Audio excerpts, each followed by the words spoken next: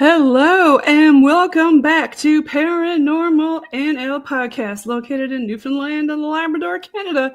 That's PNL Podcast for short. I'm your host and founder, Jen Noseworthy. Thank you for tuning in to UPRN, United Public Radio Network, 107.7 FM in New Orleans and 105.3 FM on that Gulf. For tonight's Wayne's Weird and Wonderful Paranormal Special on UPRN segment number 41. I've got a special guest tonight waiting backstage from the UK who I'll bring on shortly. Now it's time to grab your favorite cold one, a few munchies, and get ready for the spooky show tonight. Paranormal NL Podcast is sponsored by the Bog Team. It's a boots on the ground Bog Team doing historical paranormal investigations in Newfoundland, Canada. PNL Podcast believes in supporting international paranormal networking and highlighting global paranormal people, places, and things. Follow PNL Podcast and the Bog Team on their Linktree Paranormal NL Podcast. Now let's get on with the show. Here he comes, all the way from the UK, Wayne Seaden. Welcome. Good evening. Yes, welcome back, should I say. I had you on a while ago, back in season 2, before I was on UPRN, episode 124 with a few of your friends that you know. Got to give a shout out to Willow Morgan, and who else did we have on? I think we had Nick and Moulet and Lynn Murphy on that night too. Yeah. But Wayne, let's talk about you, Mr. Spooky. Tell us all about you and your wonderful weird and world. It certainly is a weird and wonderful world. So how did all this come about, Wayne Spooky Nori? Tell us about you and how it all became. Well, I mean, I have to start right at the beginning. Yeah. For me, and I always believed in spirit from about the age of 6, after my grandfather was killed in an accident. Oh, and for about 6 months after, I was saying to my parents, my granddad's visiting. Granddad's coming into my room in the evenings. And my mum was like, well, it's because you miss him so much that your brain is telling you he's there. Oh, and yeah. So she wasn't quite sure what to think, hey? Yeah. She just thought it was because I missed him so much, because my grandfather taught me how to read before I even started school. Okay. So I was quite a bit further ahead when it came to reading than most of the other children in my class. Right. And all of a sudden, this link in my life had just been removed. And I was closer to my grandfather than I was any other member of my family. So to have him gone just like that, it must have been hard. It was a huge shock. But excuse the background. That was just my ghost going back into the living room. That's no worries. You know what? I forgot to tell you. Look what I brought. Look what I brought for you, Wayne. I'm gonna take this off the stage and hold this up. Ooh. I've got an England shirt here. My husband said, "Show him this and see what he thinks." Oh, David Beckham's shirt. I got an older one there. Yeah. Sorry, since we went off topic. But yeah, I mean, so my mum was sort of a bit concerned about what was going on, and the child psychologist had said, you know, maybe one time try and record the conversations he's having. Because she said, you know, she's gone past my bedroom, she could hear me talking to someone. And she was quite good at shorthand. So one night she'd sat outside my bedroom and actually wrote down the conversation I was having. Oh, that's amazing. Okay. It worked out about 45 minutes long. No way. And it was a full-blown conversation. And when she took it to the child psychologist, he looked at it and he said, there's something not quite right, because when somebody is dreaming or they're imagining somebody's there, you wouldn't have a standard conversation. It would be question after question after question. You wouldn't hear any answers, but the questions asked would not be related to the previous ones.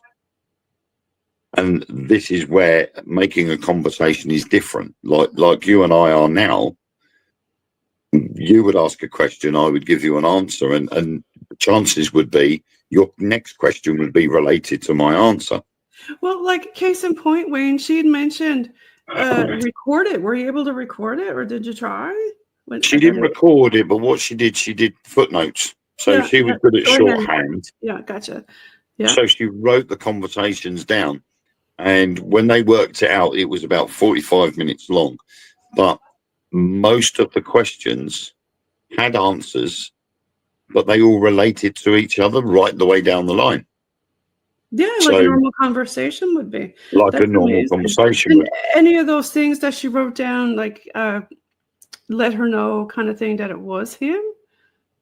When it was asking about family members, how was everybody? Oh. How was my mum bearing up? How was my sister? How was my nan, ultimately? And my cousins and my auntie and uncle. But after 6 months, it just phased out. And we were like, well, why has it just stopped? And I thought, well, maybe it's because he thinks he knows I'm going to be okay. And so he was more at rest. But things had happened to me throughout the future. I had 3 instances where technically I should have lost my life. Oh, and I haven't. And my mum is adamant that it's my granddad watching over me. Well, a lot of people have spirit guides, and I think everybody has a spirit guide, whether you know who they are or not. I must be the lucky one because I have 2. 2. Awesome. Well, some people have a spirit guide animal and a human. And I've got 2 humans. Nice. One female, one male. One's my granddad. Yeah. And one is a lady called Joanne. Joanne. But from the age of around 6 and 7, I always had an interest in the paranormal. So I was always reading books, watching documentaries and films, and that was always part and parcel of me. And it wasn't until I was about 15 or 16 when I was going out with my friends that we'd go to abandoned places and so-called haunted areas, right? Including the shipyard where my granddad was killed. Oh, okay. And did he show up there too? At the shipyard? I think he did. Yeah. Simply because there was at the time all the buildings we thought were all blocked off. All the windows were all boarded up. The doorways were all nailed shut. Right. You couldn't physically get into most of the buildings, but one building you could get into, but you had to walk along a 3-inch wide ledge that dropped into the river if you fell off. Oh my gosh. It wasn't a very nice river either.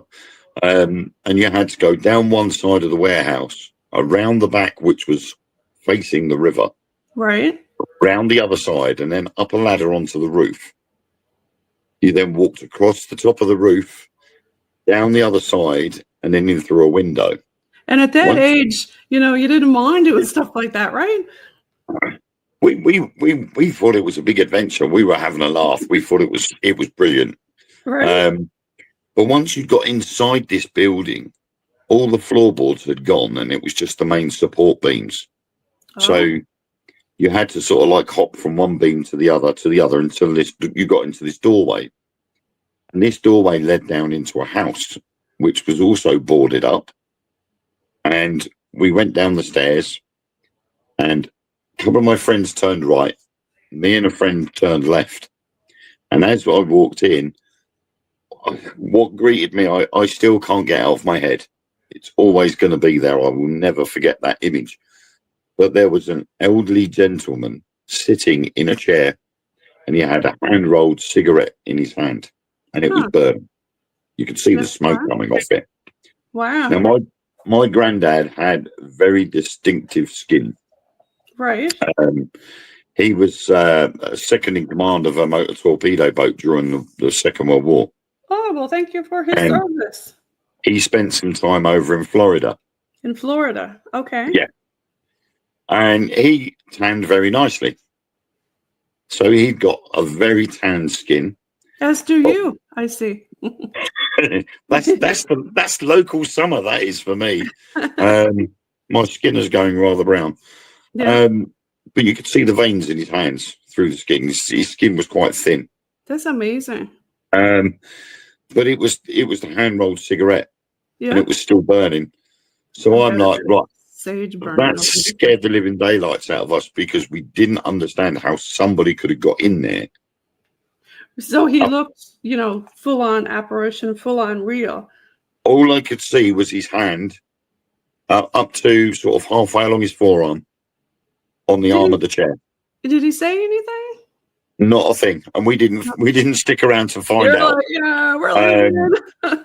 Because me and my friend went, no, there's no way you could have got in there. We're off, and we literally met up with the other couple at the bottom of the stairs, got back out of there straight away, and we're standing outside, and we could not understand how anybody could have got in there if they were aged.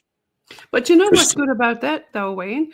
Other people were there and saw it too. Yeah. So, it reifies the fact that, hey, yeah, there's something going on. Friend, I'm not nuts. There's stuff there and everybody's seen it, right? Yeah. Yeah. My friend would not talk about it. He was too scared. And that was because of what followed up. We went into another building, and the only way you could get into the building was by going underneath it. The building was suspended on stilts. And the only way you could get in was by going underneath through a trap door that led up into the middle of the building. Right. We went in, and in what was used to be the clocking in office, there was a piece of wood on the floor, and written on it in black pen was, "May the ghost of Fred Payne haunt the people that brought this and sold this place out." Oh, righty then. And Fred Payne was my granddad. Ooh. And we said, that's it. And I vowed I would never go back down there. You're like, yeah, we're leaving. We're done now. So I literally just walked away from it all. And then I joined the Royal Air Force in 1991. I was then made redundant, courtesy of the powers that be being told they had to reduce their numbers. And I was sort of like last on the list, so I got my marching orders and I had to leave. But then what that then did was it allowed me to pursue my interest in the paranormal a lot more. Right. And so while I was working at my jobs at the weekends or in the evenings when I had no work on, I was able to go out and about and do my own thing. Did you ever have any experiences in the service, Wayne? Or any of your buddies? I have seen a few things, but under the Official Secrets Act, I can't tell anything. Right, yeah. Because you said you had a few, near-death experiences. Now, were they active service? One of them was while I was in the RAF, and that was courtesy of an unexploded shell in a crater. Oh my gosh! And something told me I had to get out of this crater, and I did. And 30 seconds after I left, it blew up. So your spirit guide literally was looking out for you. Yeah. Wow. Something told me I had to get out of there because that wasn't the right place to be. So I got out, and no sooner had I moved, the shell went. So I was very lucky because it was, from what we could gather, it was right where I was standing. Wow. I was right near it and didn't realise. So, it could have very easily have been the end of me. But the other two experiences were, one of them was when I was 5 years old. I had an accident and I lost so much blood that the doctors had said I shouldn't be alive. Wow. But I was, and I ended up cracking my head open in two places. So I have a scar over my eye there. Ouch. And a scar in the middle. You were a very adventurous kid. Yeah, I thought I was Evel Knievel. Most boys do, right? I had this little bike and I went down a hill, and at the bottom of the hill there was a small mound which we used as a ramp. Right. Only problem was my bike had different ideas to what I had. I started off as Evel Knievel. I ended up as Superman. And then very almost ended up 6 foot under. Simply because the bike carried on along the ground and I carried on up in the air. Yeah. unfortunately, I came back down head first, and I decided I was going to have a friendship with a rock on the floor. Ouch. So I've headbutted this rock, and one of the guys that lived on this hill heard me screaming, came down and picked me up and took me back to my mum's. But thank goodness he was there. Even to this day, I mean, 45 years later, I can see, in my own mind, I can see the trail of blood that I'd left from where I had the accident. Yeah, that must have been a pretty traumatic accident for sure. It was horrible. And apparently, according to my mother, the only time I actually cried was when I had a tetanus injection. Oh, really? And it was because it was in my backside. No. Couldn't see what was going on back there. The rest of the time, he's stitching up my head, and I'm looking at him going, what are you doing? What are you doing? And then when he gave me the tetanus injection, I screamed. Yeah. And then the second time I was driving a coach. So I started working for my parents, driving coaches. And we borrowed a coach from another company, and the brakes failed. Oh, geez. And I had to make a split decision I had three choices. I could either veer off to the left and go through trees and into a lake. Right. And most likely would have killed myself and at least two other people at the front of the coach. I could have turned right onto oncoming traffic and killed possibly myself and whoever's coming the other way, or going into the back of a lorry that was in front of me. And I opted for going into the lorry, because then the chances would be it would only take me out. I managed to slow the vehicle down enough, but it wasn't enough to stop completely. And all I remember then was closing my eyes and saying, right, it's time for me to go. Closed my eyes, and I can remember hearing all of the windscreen smashing and the front of the coach crumpling up. Oh my gosh. And then all I heard was someone calling my name.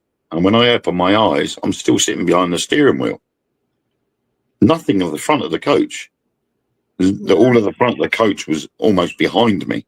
Wow. But I heard the spokesman for the team, calling my name. And I've looked at him and he goes, "You all right?" And I went, "Hang on a minute and I'll let you know." I've got out from behind the steering wheel. I've shut the engine off. And I've got off the bus. I've lit up a cigarette and I've gone up and find everybody off. The lorry driver had phoned for the police and the ambulance. Mm-hmm. And he told them about the impact, and they both, the police and the ambulance, turned up with a body bag expecting me to be dead. Oh my gosh. And they came out and they looked at the front of the coach. They couldn't believe what they were looking at. And then they said, "Where's the driver? He's not in the driver's seat." And I went, "That will be me." Oh, and man. They went, "Hey, this isn't right. Are you sure you're not Superman?" Yeah, you're standing there smoking a cigarette, fine, like there's nothing happened. And I went, "Well, I'm all right." And they said, "Well, we better take the body bags back then, haven't we?" And we all started laughing. And again, God. My mum said, "That's your granddad. He's looking over you, and he's making sure you're safe." Definitely, and I'm like, 100%.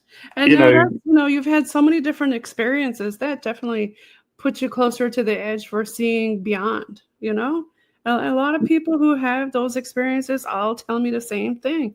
Ever since then, they have more paranormal, and they say, well, the more you look at it, the more it looks at you, right? Yeah. I mean, from that, I started working with the TV show Most Haunted. Right. And I was working on their Facebook page. I was working within the groups. I was going to the public events. I then ended up running the southern events of the UK for Carl and Yvette. And we were sort of going out and about to different venues around the south of the UK and working in the different locations for them. And I enjoyed it for a while. And then I hate to say it, but I saw the cracks. The cracks in the paintwork were starting to appear, and I saw things I didn't like seeing. And I've always been the sort of person that is proud to do what they do. And I wouldn't allow egos or fakery take over. Right, like So some of these shows that we see on TV, you know? Yeah. Yeah. So I just said, no, I can't be doing this. This is not me. I won't tolerate it. So I phoned Fred back up, who's the demonologist on the show. Right. And I said to him, I'm sorry, Fred, I've got to walk away. I can't be doing this anymore. This isn't fair on the general public. And he from turned there, around. sorry. From there, where did you go after that? Well, I think it was about 3 months after that. A friend of mine who I met through doing the Most Haunted Experience events, Sam, she phoned me up and asked me if I would present their show, Truth Beyond Paranormal. Oh, okay. Yeah. And straight away, I'm like, no problem. I'll do it. And so we started off, I think this is now our 7th season. Awesome. So we started with RAF Upwood in Cambridgeshire, and we had 15 team members at the time. Oh my gosh, that's amazing. I love it. And it was because we put a call out to anybody that was interested in doing paranormal investigations and would like to go out filming an event. And we had all these people said, yeah, they'd be up for it. And we went out, we got into this abandoned RAF base. But we found that there was so many people that you always ended up with one group would not be so nice to other people. Or they would say, oh, so-and-so got her information wrong. I don't want to work with her. And we just like, look, you know. That's the hardest part, trying to deal with all the personalities, right? Yeah. If we're going to be doing this as a team, then we need to get on with each other. If you can't get on with each other, then you're not part of the team. Right, yeah. And in the end, we went from 15 people down to just 6. Yeah, well, sometimes, you know, the bigger, the more crowd that you have, it's just more chaotic and harder to, it's like herding cats, you know? Yeah, and what we've got now is we've got a family. We've got myself, Sam, and her husband, Marcus. We are the 3 original cast members. Gotcha. Then we have my partner, Ellen, who joined with us. And then we had an old school friend of mine, Mick, who I asked, would he like to come on board? No. And he jumped to the chance. Yeah. So, and then we had my partner's best friend, Chloe. She joined us as well. So that's a good crowd. We've got a nice little group, and we are now literally, we look at each other as family.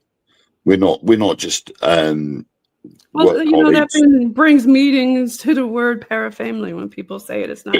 It's really not fake. It is a family, you know, because a lot of people don't want to talk about it, like, shall we say, normal people. But when you talk to your parafamily, you can talk about anything, right? Exactly. I mean, we've been out now. We've done like all our filming events and everything else. I mean, we did one 2 weeks ago at an abandoned, well, I say abandoned, a village or a town that had been swept into the North Sea in Dunwich in Suffolk. Wow. Back in the 1700s, there was a load of storms, and the storm surges swept the town away into the sea. Jeez. And there's only one street left out of the whole town. Now, was that with Truth Beyond, or was that with Spooky Nori? That was Truth Beyond Paranormal. That was filming an episode. Yep. We had been there before, and we'd managed to get in contact with the spirit of a 9-year-old girl called Charlotte, who was a patient in the leper hospital when it was in its height in the 1700s. And she didn't want to leave. She didn't want us to leave.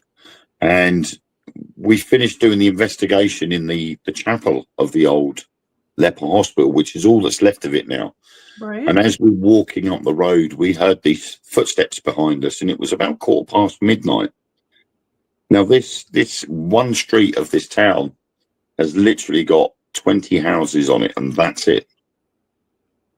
Not many children, but at midnight, we could hear these tiny footsteps running up behind us. And when we turned around with our torches on, There were wet footprints running up the main road towards us, and then Oh, they that's stopped. amazing. Okay.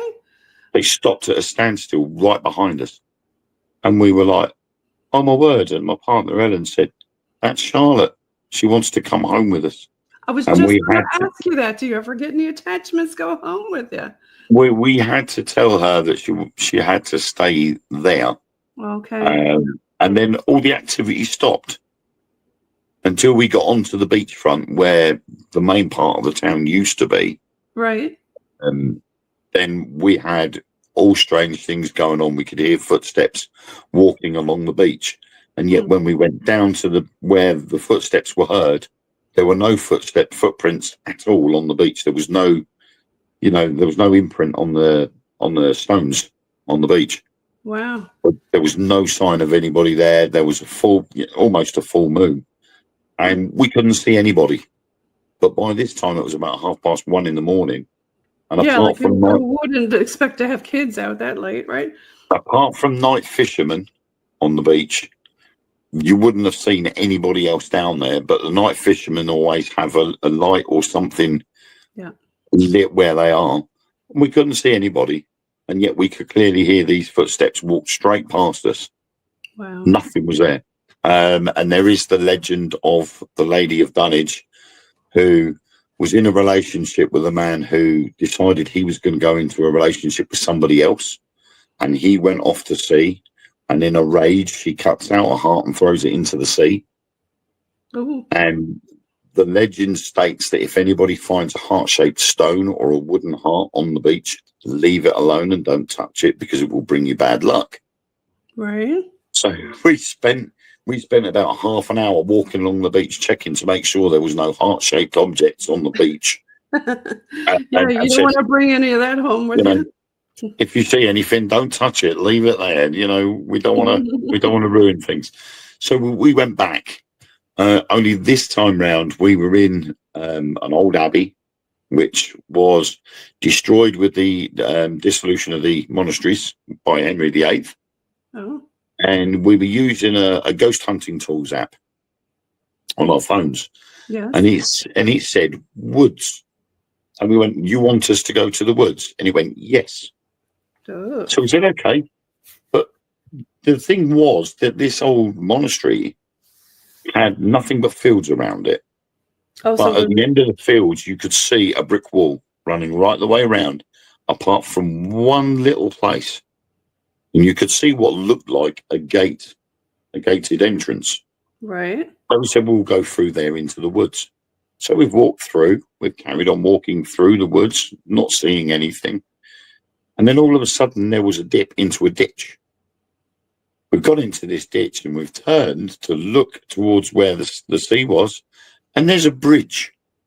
And it was a big concrete walk bridge. And it looked so out of place. It just did not belong there. Okay. And we were taking pictures of it. We were walking through underneath it. Yeah. And we were like, "Well, where does this bridge lead to?" And when we looked, it led to a fence with the word "private" written on it. And we're like, what a random thing to have in the middle of woodland. Yes. Yeah, It's weird. and there was no footpath connected to it. We were looking for this footpath, and there was nothing there apart from this concrete bridge. The rando concrete bridge. Yeah, And it so looked pretty old. didn't serve any purpose. Mm-hmm. Didn't serve any purpose. And so we sort right, okay, we left and went back to the monastery again. But it was really weird to find something that you didn't expect to see in this sleepy little village. This concrete bridge. You get on the spirit box and it'll say to us, "Move forward," or "Move to the right," or it'll tell you where it wants you to go. Yep. And it's interesting because when you follow or do where it wants you to go, you do find stuff or see stuff, or it'll say, "Look, I'm here," or "Take a picture." Like it even tells you what to do. Yeah. And then later go back and look at the picture, and sure enough, there's something in the window, right?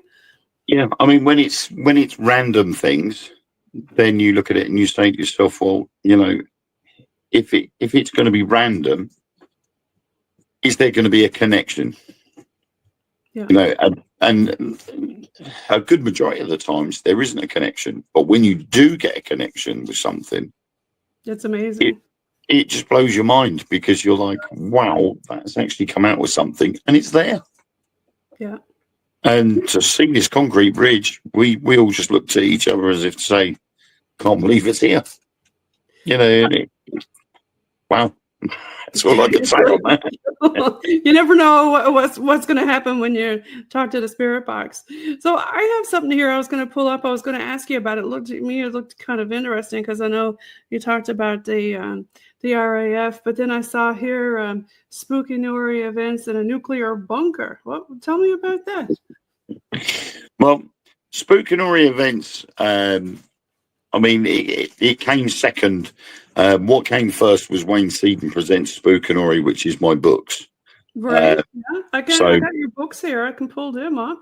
Yeah. Just give me a second here. We can talk about them too. Do you want to talk? What do you want to talk about first, the bunker or the books? I think if we go by the books, because that's the timeline. Okay. Let me go back to the. I've got one here. Excuse me. A Whistle in the Woods. Oh, whistle from the hills. Oh, it's on woods because I was thinking woods on the brain. Because today the spirit box kept telling us the woods were cursed and haunted, and don't go in the woods. Whistle from the Hills. Is this one of the first ones? That's my first book. Yeah, that's my first publication. Well, while I was working with Most Haunted, to allow people to have something interesting to sort of keep them going in between the seasons. I would record or I would do live a ghost story that I'd created. And it started originally as Wayne Seaden Presents Most Haunted Spookinori. Okay. And that originated from, we used to have on children's TV a show called Jackanori. Jackanori? Where a celebrity would read a children's book on TV. No. And I thought, do you know what? I think I will call mine Spookinori because they're ghost stories. And there will be a series of books. It won't just be the odd one. There'll be a series. So Spookinori, that came about. When I left Most Haunted, that was one thing I was able to leave with was the Spookinori name. So I started to release with The Whistle from the Hills, and then my second publication, which is Lady J. Yep, I got that one pulled up here. A lot of them are either from personal experiences or historical fact. So A Whistle from the Hills was originally based on the first main airborne attack of Crete during World War II. Okay. And it tells the story of a group of people that were cornered by the Germans during that attack. And then it fast forwards to modern day where somebody hears the tale of the missing town. So he goes to Crete and he discovers where the people ended up. And nobody at that point knew where they were. And he discovers where all these people are. So that one has always been a favourite of mine because it involved a lot of research. Yeah, a lot of history, right? And even better that they found him. Yeah. So they could put a monument or something there. But it has a twist at the end, and you're sort of throughout the book itself, you're led to believe nobody knows anything about these people. And then right at the end, this twist comes along and everybody goes, oh, right, okay. Yeah. So, that's a happy surprise. Yeah, it is a happy but nice surprise. It has a very good ending to it. Everybody loves a happy ending. Yeah, I'm yet to write one. Well, I say I'm yet to write one. I'm currently writing my 5th book, and that doesn't have a happy ending. So, yeah, I've got them broken the mold. With the Spooky Nori Way? Sorry? What number is that one? That's number 5? Right, yeah. The one I'm writing now is number 5. Lady J is book 2. Yeah. And that's about a group of friends that go to a beer festival, only they're running late and they decide to stop in this old house, and lots of strange things start going on. And half of them sort of don't come out again. But this one does have, this one was my first real exploration into gore. Okay. And more into the horror side of things. So I wrote a bit about more about the physical attributes of the human body when it's put under certain circumstances. Yeah. And so it was quite descriptive in places, but it actually became one of my best-selling books. Some people love the guts and gore. I thought, I've obviously. Right? So how is that obviously related to this though, with the bunker? Right. Well, obviously, this is mine and my partner Ellen's public events company, and we couldn't think of a better name than to carry on with the Spookinori theme and call it Spookinori Events. Yeah, I love that. So anybody that reads the books and follows the Facebook page and the Facebook group will automatically know Spookinori Events. Mm-hmm. And the team behind Spookinori Events is also the same team that works Truth Beyond Paranormal. And that's like a big family that you got there. Yeah. We've just included 2 new members. We have Joe and Candice who live not far from us. And we just recently invited them to come on board as team members, because sometimes certain team members can't make it. Or Sam and Marcus, our directors, they live about 2.5 hours away from where we are. Oh, okay. So sometimes they might not be able to make it. So we've made sure we've got plenty of team around us. Are you still doing the Dark Mirror too? Look at that. Great minds think alike. Now, we have 2 members of Spookinori Events who live 2.5 hours north of us. That is my co-host, Mark Manley, from the Dark Mirror radio show. Okay. So yeah, we are still doing that. Unfortunately, now we've got Mark is working on security at a holiday park. So sometimes he struggles to be able to get home in time to do the radio show. But we do try our best to do that every Monday if we can, where we just basically talk about conspiracy theories, UFOs and aliens. That's all fun stuff too, isn't it? Yeah, it's again, this is, I think, when people look into the paranormal, I don't think it should just be ghosts. No, it should be everything, all of the above. Because when I say the word paranormal, I don't think about just the woo. I also think about, the cryptid creature aspect of it, the metaphysical, and also, a lot of people, the UFO aspect of it. And then there's, like I said, the metaphysical portion of it. Yeah. And you can go pretty deep into that stuff. I mean, we have the parapsychologist Kieran O'Keefe said, if it's not normal, it's paranormal. Mm-hmm. So anything that falls in that criteria should be looked into. Yep, supernatural. And so that's why I've sort of broadened my horizons, not just to look at ghosts and hauntings, but also into ufology, possibility of aliens, cryptozoology. But we've also gone into conspiracy theories as well, because one of the biggest conspiracy theories that is yet to be fully answered is, are there beings from other worlds visiting Earth? Maybe they don't visit, they probably live here. This is what we're finding, that there are a lot of and is it beings or going is on. Us coming back? Well, one of the things that me and Mark looked into, and we did an episode on Truth Beyond Paranormal, we went to Rendlesham Forest in Suffolk. Okay. Which is the UK's version of the Roswell incident. Yeah. Mm-hmm.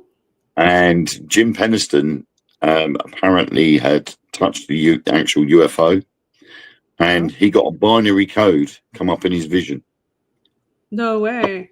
From the sources we found on various internet sites, somebody translated that binary code, and it states that he was given the message from the beings in that craft that they were us from the future. Okay, well, you never know, right? I mean, there's so many different theories. Yeah, so it would add to sort of the theory behind dimensional travel rather than, space and time travel. You've got dimensional it's travel like as well. Stargate, Yeah. Wayne, it kind of makes me think about that kind of thing. Who's to say we haven't already figured out Stargate and time travel? Yeah, I mean, Mark dropped a bombshell a couple of weeks ago by saying about how the powers that be, like Lockheed Martin, have got technology that's 30 years ahead. Oh, 100%. You know that working else. with the RAF, that first it's military and then it comes out into the normal world many, many years later. Like our microwave and everything else, right? And we look at the likes of the SR-71 Blackbird. Yes, yeah. The fastest aircraft ever to go into production. Mm-hmm. And nothing's been able to beat it yet. Well, that was almost 60 years ago. That's right. Can you imagine what we got now? So, and that leads me to Rendlesham Forest, because while we were there, we started filming just before sunset. Okay. And we were standing at the East Gate, which is where the guards originally saw the lights in the forest. And we were being watched. We didn't know we were being watched. By the guard. We were being watched. Hmm. And we just finished doing the introduction to the show. And this white pickup truck pulls up to the gates. And they just sit there. And we're like, okay, we're in a public area, so we're not doing anything wrong. Right. So we moved down. We went to the car park, which is at the bottom of the runway, still on public land. Right. And we filmed another section. And this white pickup truck had come down on the inside of the fence and stopped. And these two guys dressed in camouflage gear got out of the vehicle and stood there watching us. Couldn't see if they were holding anything, but they just stood there. And we're like, no, this isn't right. So again, we picked up our stuff. We walked to the path that leads down to the alleged landing site. And they were still standing there watching us going down the footpath. Hmm. And then for the rest of the night, we could hear things in the forest that sounded like human footprints. Okay. So, with if it was a deer or a fox, the sound would be different if it was a human being sort of moving about in the brush. 100%. So we thought this ain't right. We're being watched for some reason. And all of a sudden, we looked up and we could see these two white lights, just pure white lights. There was no flashing lights, just pure white lights. Came straight over the top from west to east, disappeared. And we were looking at it and we were, okay, that's not right. Then Mark turned around to me and he said, look straight above us. So I looked up and there was a solid white object one side of the clearing and another one on the other side. And we sat there watching. Okay. Took pictures. Still nothing. Then all of a sudden they shot off to the east. And as we were watching them disappear in the east direction, we saw another white object, and it was doing that, like a wave pattern. Okay. Going from south to north, but in the east. We thought, okay, this is weird. Then none of these things have got marker lights, and that one was moving rather odd. Anybody that was inside that vehicle and doing them sort of maneuvers, they'd be mushed. Yeah. You wouldn't survive it. No. And then all of a sudden someone went, what's above us? And we all looked up and it was the black triangle, the TR-3B. Oh, Jeez. It was right above our heads, right in the clearing, right over where we were, was this black triangle, and there was a white light in each corner, and we just stared at it. Do you think Mark you was like, stumbled across their training ground or something? Or well, we weren't too sure because obviously with the rumour of the TR-3B, everybody thinks that's a military aircraft. mm-hmm. And it's using stealth. It's also using a new propulsion system. But to actually see it, we were gobsmacked as long as seeing the other 5 objects. And you couldn't hear it, right? Not because that's the one that's quiet. The only thing we could hear was a humming noise, and that we heard all throughout the night. Okay. And we knew it was there because there was hardly any clouds. There was a few wisps of clouds, but the moon was out, and it was a 3/4 moon. So there was a little bit of light bouncing off the clouds, and you could see the clouds going underneath this object. Wow. Okay. So we knew it was quite high up. And we just stood there. Mark took a photo. Well, we took about 6 photos, and you could not see any stars in that triangle. You could see stars everywhere else in that triangle. And we must have been sitting there watching it for about 45 seconds, and all of a sudden, it gone. Gone. And yeah, they were checking you out. we then found the reason why, because we'd gone onto the Civil Aviation Authority's website, and all these objects that we had been looking at weren't on the radar. But all of a sudden, 2 F-15s from RAF Lakenheath came flying over from west to east and were on the flight radar. And went straight after whatever the object was above us. And then it just went completely flat. The humming stopped. The walking around the woods, we couldn't hear anybody walking around. There was no birds. You couldn't hear any bugs. Nothing. It was just completely quiet. And we're like, to be honest, there's still something going on here. And when you look back in the history of Rendlesham Forest, there's always been something going on there, even before the military were there. Do you think it could be a black box thing? That's us? Like a DARPA thing or something? Yeah, it's quite possible because RAF Bentwaters and RAF Woodbridge are 2 bases that were very close to each other. Yeah. And RAF Bentwaters used to have nuclear weapons. Okay. And I think it was new propulsion is nuclear? Well, it's possible because the actual Rendlesham Forest incident back in the 80s, it was originally picked up at RAF Bentwaters, where something had flown over one of the areas that nuclear weapons were being stored and shone a beam down on the bunker. Oh. And it then disappeared. But then obviously collecting some of the energy, because you know how they say it always comes around and hovers around. It's probably we think it's quite possible they were using the nuclear energy to power their own craft. And there has been a lot of cases of that, even in the United States, where missile silos have just shut down for no reason. Right, yeah. But there has been strange objects in the area at the same time. Well, Wayne, you know what they say about Star Trek? All the stuff that's on there eventually, gets created. Like Kirk had that little thing that he opens up, right? And you know, and the doors that Well, I guess we won't talk about conspiracy theories anymore. Hey, Wayne. Oh, well, that's happened before on the Dark Mirror radio show when we've been talking about things like that. We had our comments muted. And we had to restart the live 3 times before it stopped.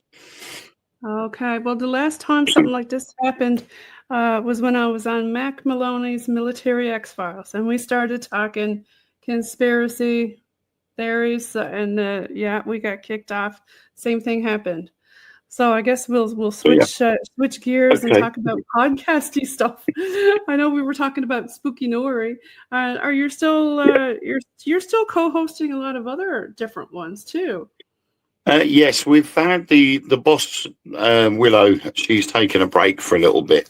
She's had a bit of a bad time recently, so she's taken a bit of a time off. So Okay. what we've been trying to do is been trying to continue with the two main podcasts that we all co-host together. Right. The Thursday evening one seems to have gone on hold, and we're filling in with other shows. And then Yeah. the Friday nights, that's the Mystical Carousel show, yeah, on the Thursday nights at at 9 o'clock, which is usually sort of a plethora of different hosts, but it's usually me, Willow, and Lynn Murphy, usually hosting that with a couple of other people that come in at random.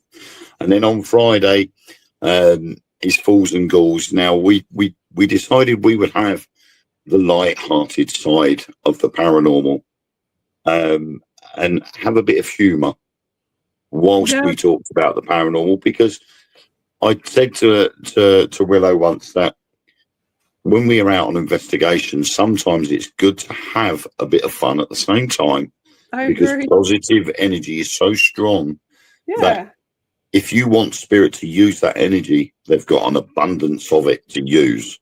I find actually I get more activity when you do really stupid, funny stuff. Because they get really bored with, oh, who are you? When did you die? And all this, same old stuff, right? Yeah. But if you start talking and like doing funny stuff, oh my gosh, we get so many responses with the real like off the wall stuff. So that's why we do Fools and Ghouls, and that's on Facebook at 8 o'clock on a Friday evening. And that's just the light-hearted side of the paranormal, which is it's so much fun to do, and we have such a lot of fun doing it that we have to keep it going. Yeah, you got to keep it fun, right, Wayne? Yeah, definitely. So we're coming up soon to the 55-minute mark there. Do you want to give any shout outs about your Spooky Nori events? I know we didn't really get to talk much about them. Yeah, well, I mean, Spooky Nori events, we have a Facebook group. We don't do many because I've got a family with 4 children. I'm doing my books and my other little projects as well that we're doing. So we tend to do about between 4 and 8 events a year, if we can, and they will be in various places, and we try to make them as affordable as possible. So we contact the venue says it will be this much. We will say to people, this is how much a ticket is, and it will only be a couple of pound over what the costing price is. And we then go out and we will buy food and drinks for the people to eat and drink while they're there at no extra cost. So we pride ourselves at being a non-profit company, which, I think because it's something I enjoy doing, and I like other people to experience what I've experienced, and they shouldn't have to pay through the nose by paying out for 3 times as much to go with people on TV that aren't quite necessarily showing you the true side of the paranormal investigation. Right. So I just say to people, we've got this venue. It's £25 a ticket. There's food and drink available free of charge. If anybody needs transport up there, let us know, and we'll even have team members come and pick you up. So we've even provided transport for people as well. Love it. Wayne, tell us, for the folks who are listening now, where we can find you and all your awesome stuff. Because we never really touched much on Wayne's Weird and Wonderful World, even though I called the theme that. I called it that actually because you're involved with so many different aspects. So, but there actually is a Wayne's Weird and Wonderful World. There is a Wayne's Weird and Wonderful World. It's a project I've decided to do on my own. And that is just going to be short video episodes of weird, strange and bizarre things from around the known universe. Love it. Awesome. And I will just pick on a certain subject and I will just do a little documentary about it. Okay. And for the folks listening, do you want to give a shout out on where they can find you and all your awesome stuff? Yes, well, I mean, my main profile is on Facebook. I exist on TikTok as well for my sins. I have a YouTube channel which has a few of my early Spookanories that are yet to be remastered as such. They're on there, and a piece of music that I composed as well, along with a viral Halloween image. And we can get all your books, or Spookanory books, on Amazon. Okay, the Spookanory books, they can either be brought on Amazon, or they can be brought personally and directly from myself.